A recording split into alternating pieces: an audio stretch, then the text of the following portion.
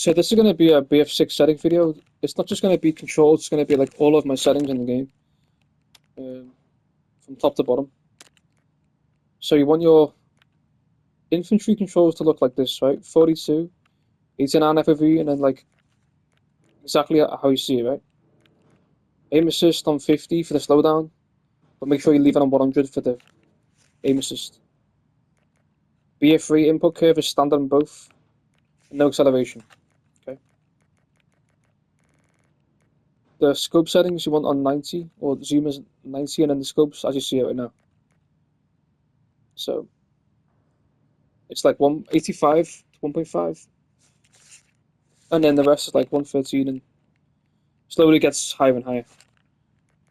But it's almost on max because I haven't got aim acceleration. And also deploy you want on always. Make sure it's on always. So you always want to try and deploy shoot, and then put it on like side only mount type or side only peak type. And as for the button controls, I've got it a bit like different. So the ping is on the right, and then the gadget or the grenade is on the top. Oh, sorry, the ping is on the right, and then the grenade is on the top. Yeah, and then you got the jump as L1, and then the crouch is R1, because you want to be able to crouch and jump at the same time.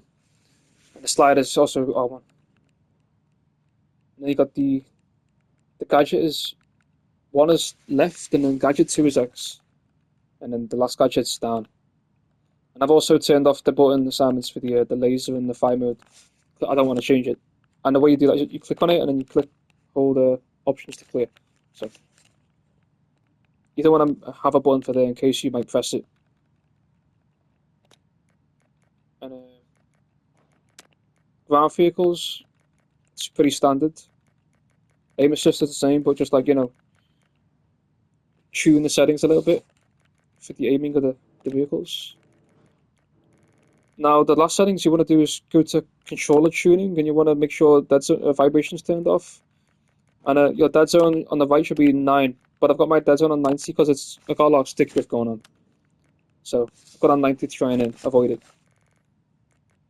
But you want to make sure like your R2 and L2s are on the lowest threshold and lowest dead zone.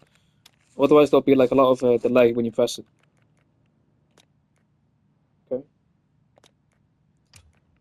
What else? Graphics. Turn off all the effects.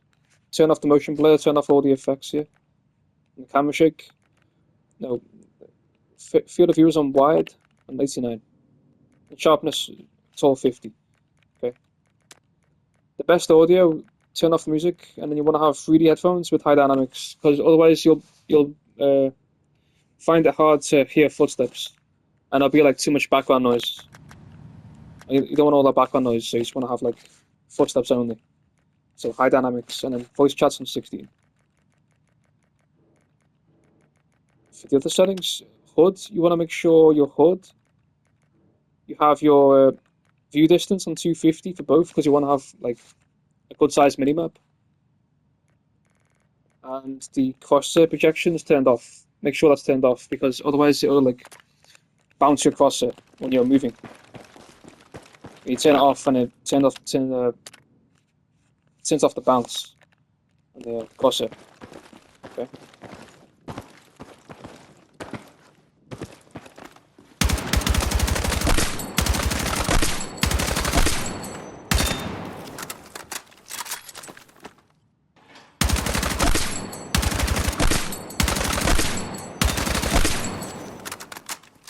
Just so you know, the weapon that I'm using to get that kind of laser beam is like the AK, just with like a red dot and a vertical grip, ribbed vertical grip with a heavy bevel and a brake.